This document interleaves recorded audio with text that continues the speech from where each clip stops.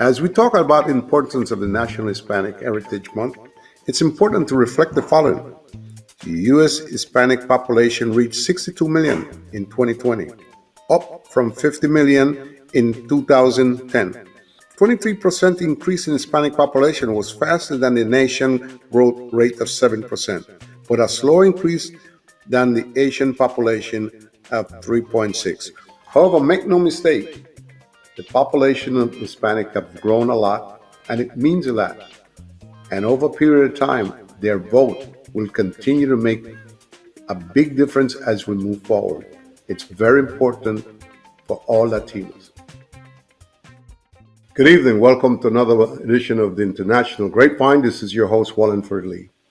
Tonight in the International Grapevine, we want to take the opportunity to talk about the importance of the National Hispanic Heritage Month.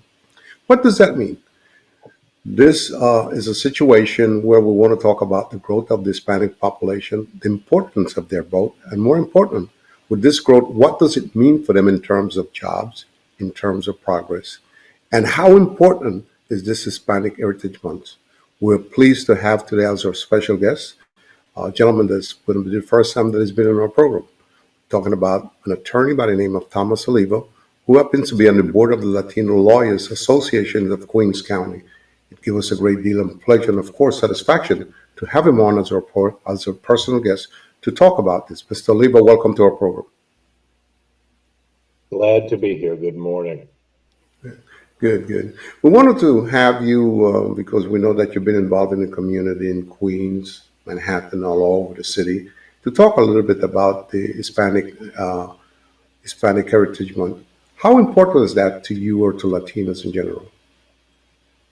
Well, Latino Heritage Month started as a week back in 1968 by a congressman, American Mexican congressman by the name of Edward Roybal, and it evolved into a Hispanic Heritage Month by the time we got to Ronald Reagan. I think it's very important because we have, as a Latino community, been left out of the history books for so long as to the contributions that we have made. And I think it's very important also that we use this time to, in essence, flip the narrative that we are only a community of immigrants. The history of Latinos in the United States goes back to clearly before the United States. In fact, it was Spain that sent Columbus to North America, even if it was a mistake. And we have contributions deep in the tapestry of the history of the United States.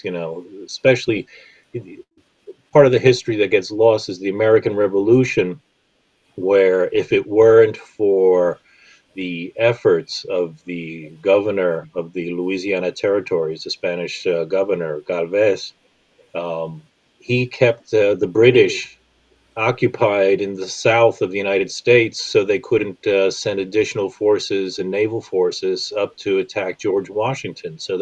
And this was before Spain officially got into the American Revolution with France. So we are deep from day one in this country. So not only do we need to celebrate our continued immigration to the United States, but also the fact that we are founders. We are founders of the United States. So that's something very important for Latino Heritage Month as well. Has this Heritage Month made us a little bit closer? And the reason I ask that question, we all are Latinos. Some came from Ecuador, some from Venezuela, Costa Rica, Mexico, and stuff like that. As Latinos as a whole, this celebration does it make us a little bit closer? As you stated, it started in '68, but it has grown in leaps and bounds. Has it made us closer in any way?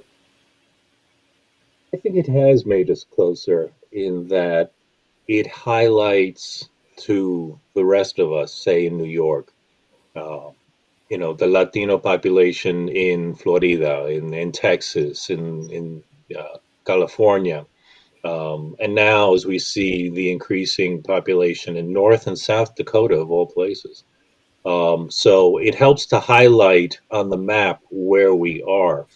And I think it's also important because, I'm a child of many diasporas. I'm a child of the Cuban diaspora and the Puerto Rican diaspora. My father was Cuban, my mother was Puerto Rican, and they met on the Upper West Side of Manhattan. So, I think this celebration that we have helps to highlight the many paths that we took to come here and, where we are on the map. It's good to know. Like I said, I noticed a growth. I would like to think that with this growth, eventually one day, one of us will have the opportunity to run for president. Some one of the Latinos down the road, because the population has grown so much. It has grown, I think, to something like about 62 million Latinos, and it means a lot. And one of the things of all the growth, most of the growth, to the best of my knowledge, has been in California and a good part of Florida. And you just mentioned another town that started having a big impact of Latino. What is your position in something like that in terms of politics? A lot of Latino have gone into being Democrats.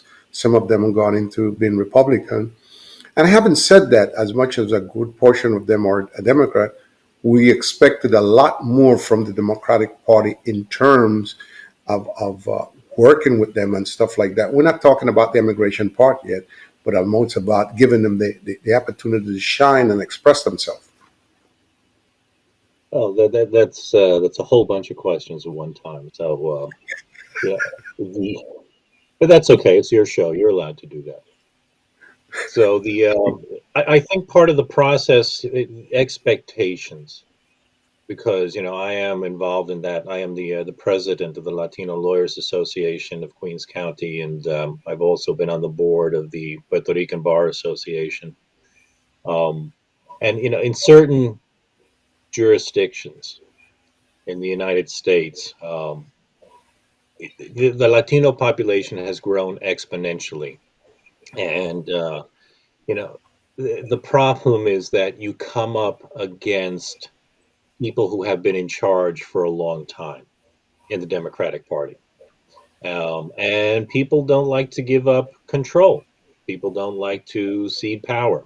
They've been doing something for a long time. They've been successful. So, with a group like us, the Latinos who have been growing again exponentially, we come into these organizations, whether it's the Republican Party or the Democratic Party or independents, and we have to, in a politic way, throw our elbows around to make our own space within organizations. We need to, fight for our space, and show the powers that be that one, we are not going away. Two, we are serious about our commitment to certain values as well. Now, we know we are, but it takes time for the power brokers to to share their positions, to share their trust. And that's something that we have seen happening throughout the country in the rise of many Latino politicians. I think, to your point about when we will see a Latino president, we have seen a Latina on the Supreme Court, which was a great, great, great achievement. I mean, that is tremendous. That's a lifetime appointment. And but you know uh, again, we are not one monolithic block. We are not all Democrats. We are not all Republicans. So it may take some time before we see a Latino president, or and here in New York, we have not seen a Latino mayor yet. We have not seen a Latino senator. We have not seen a Latino governor. Um, I think part of that, unfortunately, is our tribalism amongst ourselves, and also the fact that we are not all of one party. You look at the Latinos in South Florida; they are very different from the Latinos in California or the California Latinos in New York. So it will take time. It will take a process, but as long as we, politely keep throwing our elbows around and fighting for our space, I believe we will get there someday. Very well said. Obviously, the growth will force that. Someone will come up and shine eventually through one of those parties and probably have the opportunity to run in one of these elections and see where it will go. Are you surprised by the immense growth of the Latino population in general in the States? No, I'm not. We had a conversation, you and I, the other day about shared values that Latinos across the political spectrum have: family, church, work. And from what I have seen of the research uh, up until the present, the largest portion of growth in the Latino population has been amongst families, has been amongst childbirth within Latino families, which is a core value of the Latino community. The largest percentage growth has come from there and not from immigration, as we would think it is. Yes, there have been spikes in immigration because of natural disasters, political disasters, outside the United States.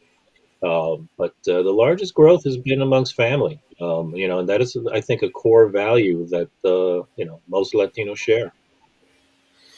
I agree with you there, 100%. One of the things that I wanted to talk about is the impact of the Hispanic multicultural population. There's a feeling among certain Latinos of color that would like a little bit more recognition, so to speak. And there are others who are a little bit more reserved about it. What is your feeling about the impact of the Hispanic multiracial population? It is our strength. It really is. The fact that we come from, like I said, many paths to get here. My family came from different paths to get here. But I think it makes for stronger ties. Here, and myself speaking to you, I celebrate not only my Puerto Rican background, but my Cuban background as well. So in one household, you can celebrate two cultures. So I think the mixing and the melding, makes us stronger.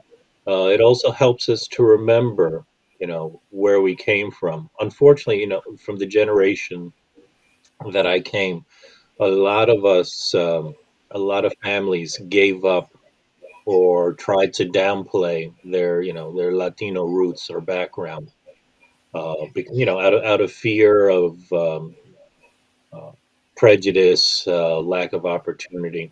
But now, as our numbers grow, I think it is easier, you know, to display our background and again the many roads that it took for us to get here.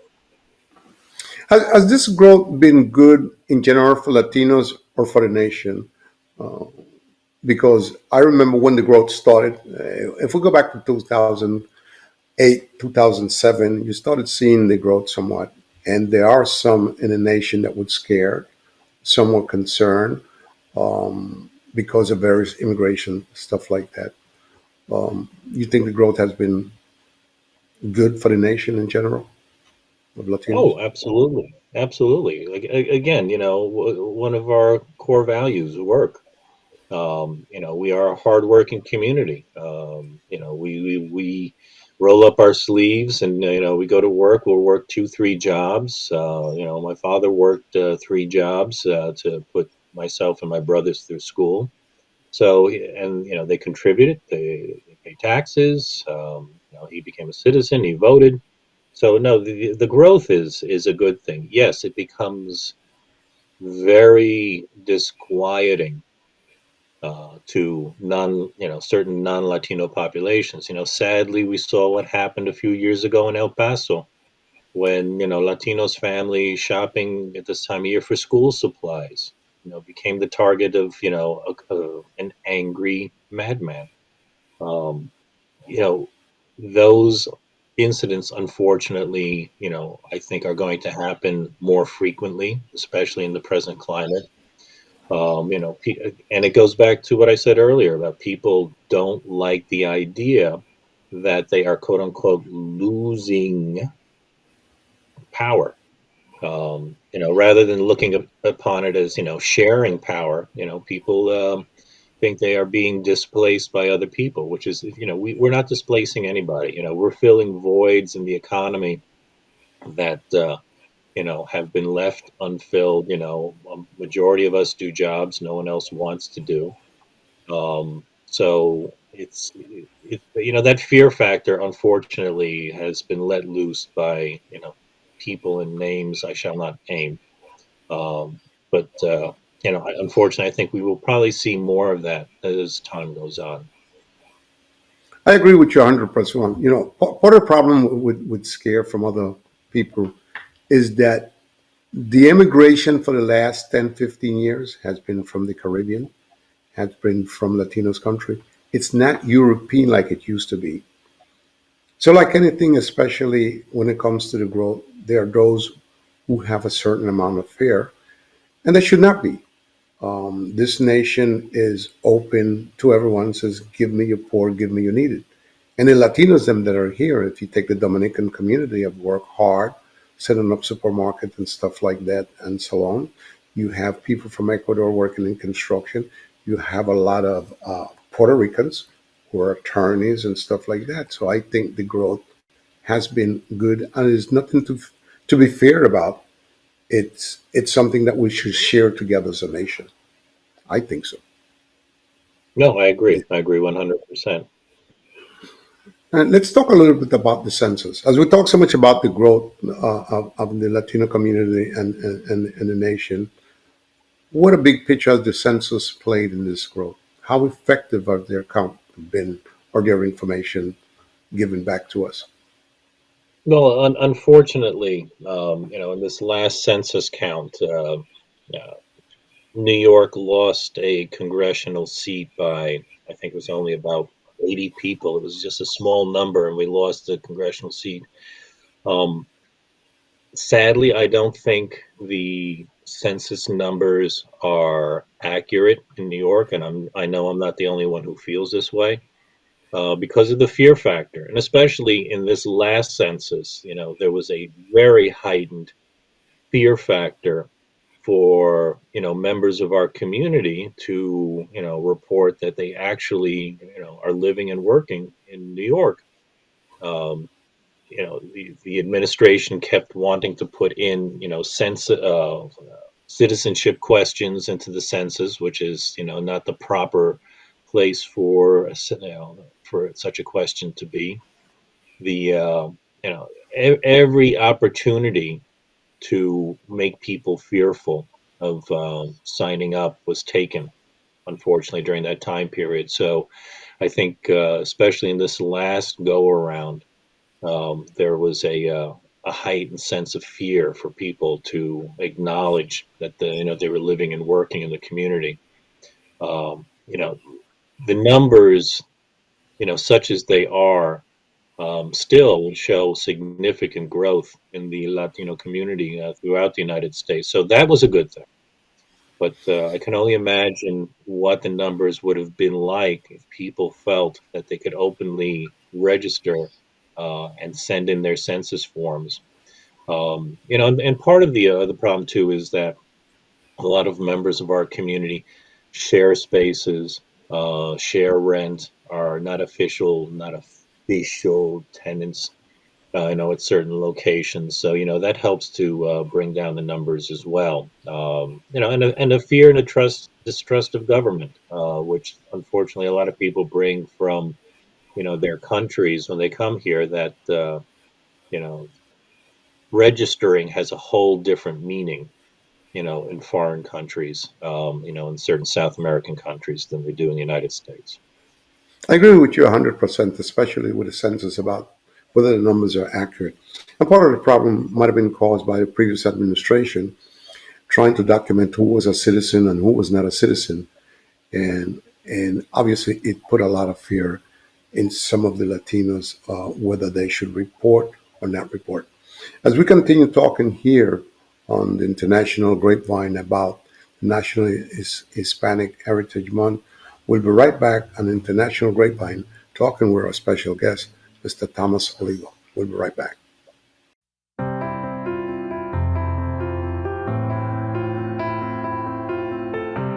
The only group of people who are truly native to America are Native Americans.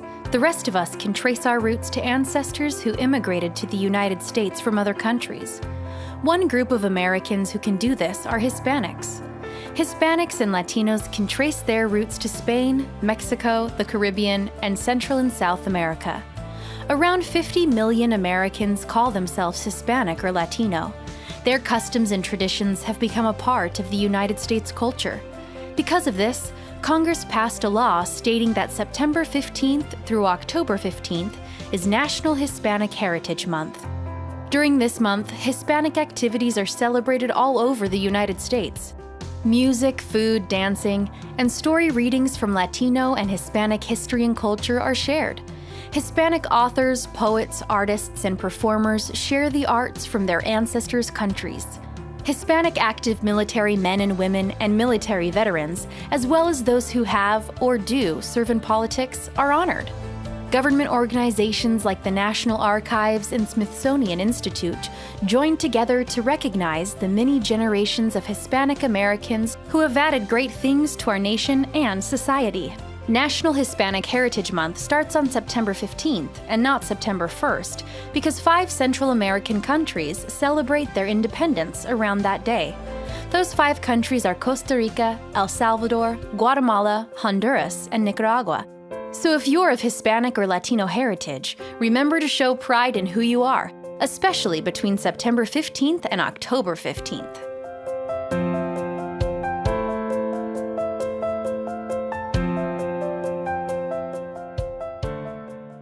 And we're back here in International Grapevine, of course, talking about the National Historic Heritage Month and importance of Latino, the growth and the impact that it has made in this nation in terms of jobs, in terms of housing, in terms of, people coming in more and stuff like that. And what does it mean?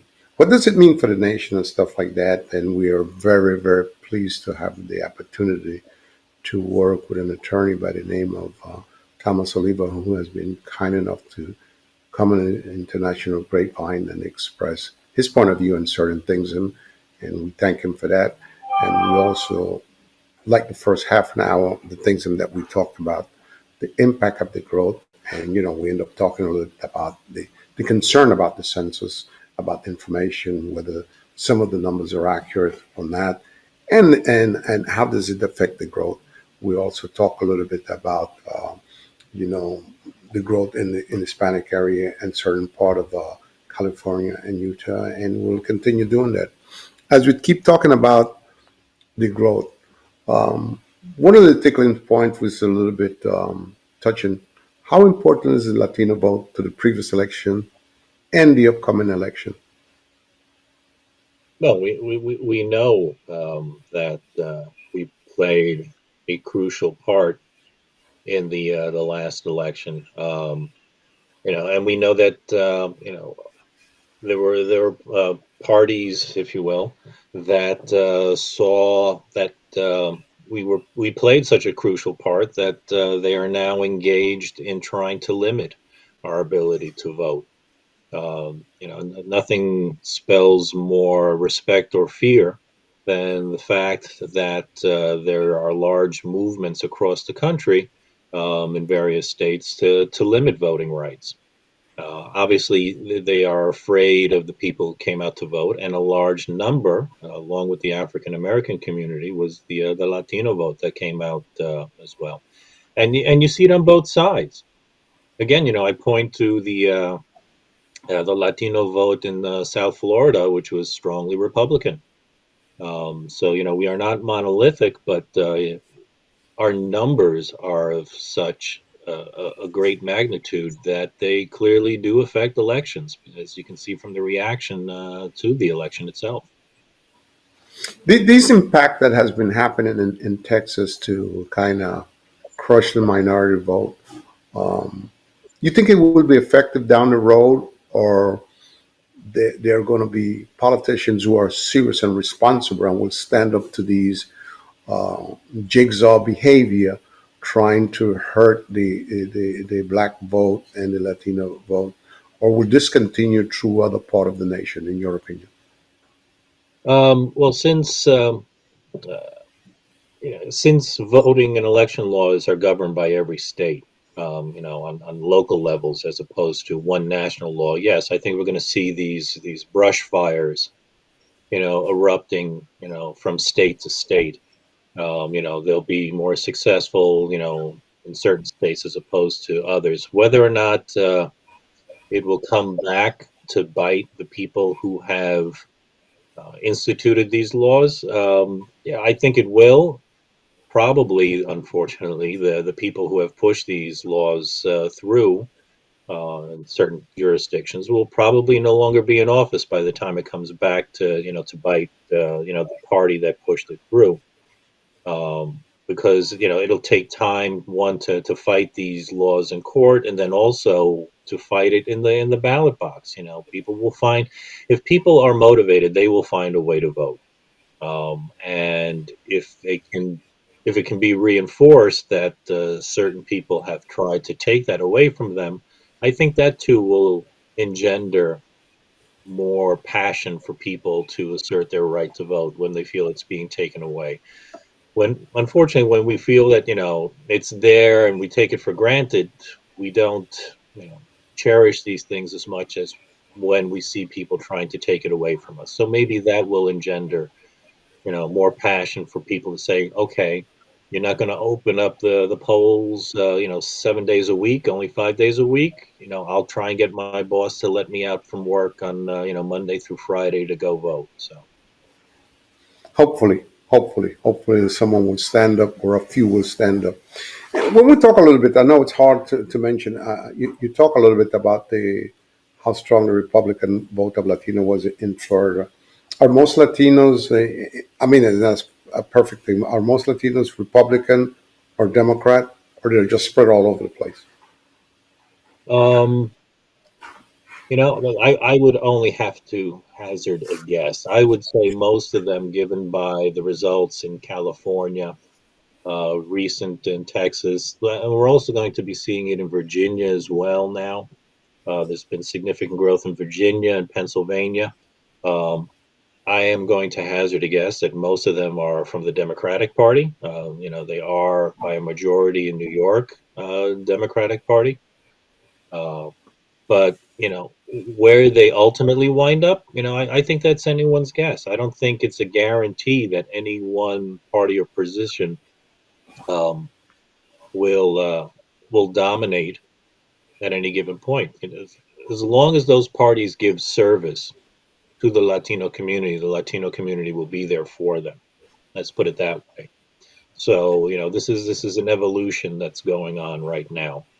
I think because of, again, what we said, our certain shared core values. I have friends on all ends of the political spectrum, and they that are Latino, and we are friends because we have those shared values: family, work, church, and that's why I don't think it's a guarantee that any particular party will remain in charge, if you will, or command all of our vote. It's a compact.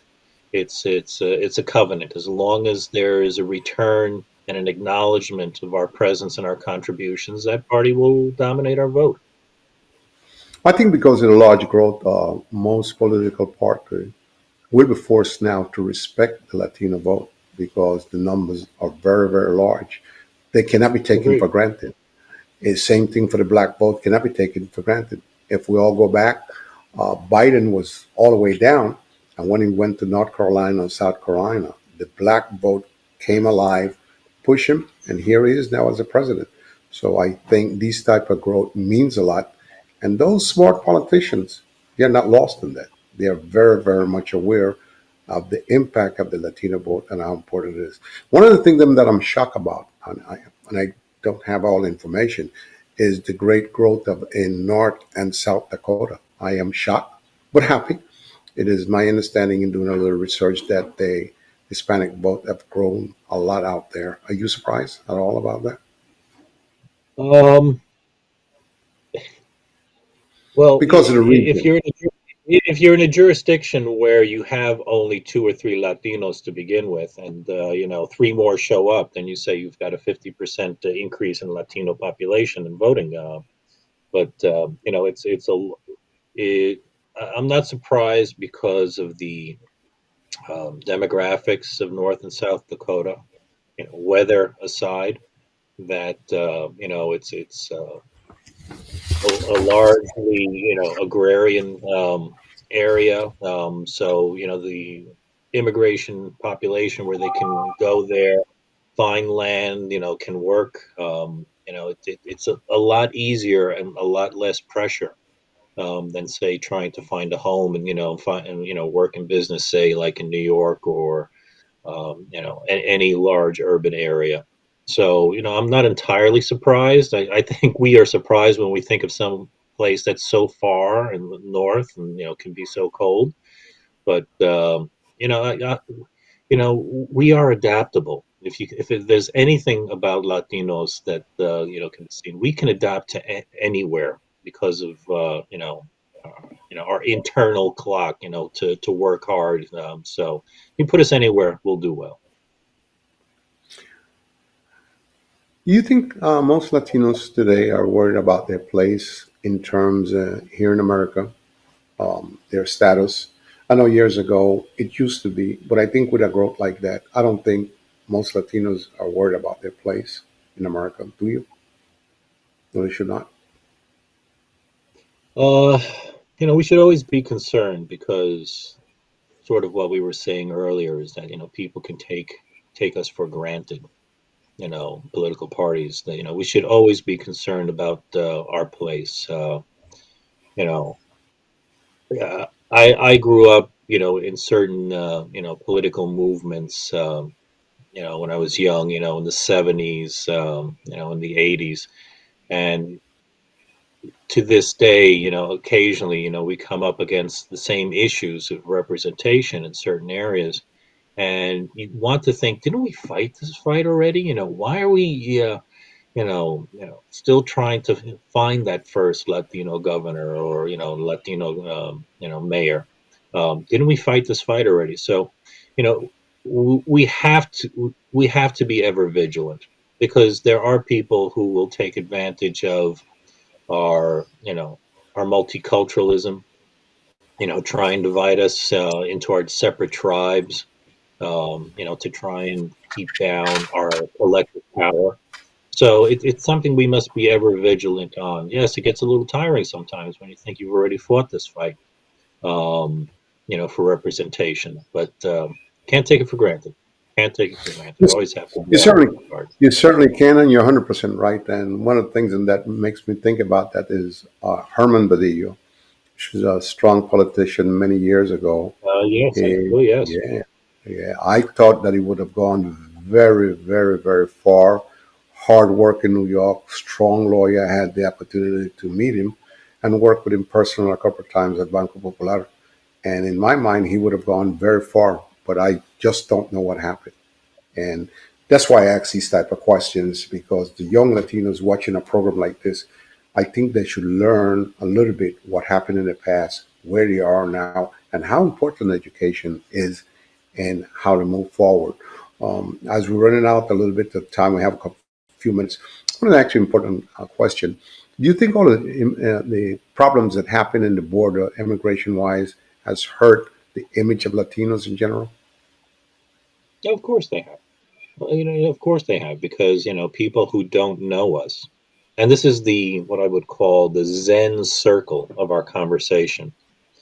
Um, people who don't know us, they see the popular, the constant images either on Fox News or CNN of the, of us, members of our community on the border, but they don't see all the other contributions, and that's why, like I said, the Zen circle of our conversation, Hispanic Heritage Month, is so crucial because it Yes. helps to bring it helps to bring to the forefront those contributions. Like I said, going back to the American Revolution, World War II, the Korean War. How many Puerto Ricanos died fighting for the United States and the coalition forces during the Korean War? My uncle being one of them. So, that I think is the circle of our conversation as to how why is it so important. It's to fight those images because they need that little sound bite, that little 5-second photo of people trying to cross the Rio Grande, to get into the United States and to try and make Americans think that that's all of us, and it's far far It's not. from it. Well, on that note, I want to take this opportunity on behalf of the family of the International Grapevine to thank you so much for being our special guest and sharing your thought process. And also, a lot of your words are very educational to young Latino watching this program. We don't have words to thank you today for being our guest and for accepting our challenge to be on the program. And you came through with some strong answers, and I thank you and appreciate that. Well, it's been my utmost pleasure and honor to be here. Thank you so much for having me. Thanks again. And again, this is Wallingford Lee saying goodnight for the International Grapevine, and I hope that this program has been to your enjoyment. We hope to see you next week at the same time and the same place, right here on the International Grapevine. Good night.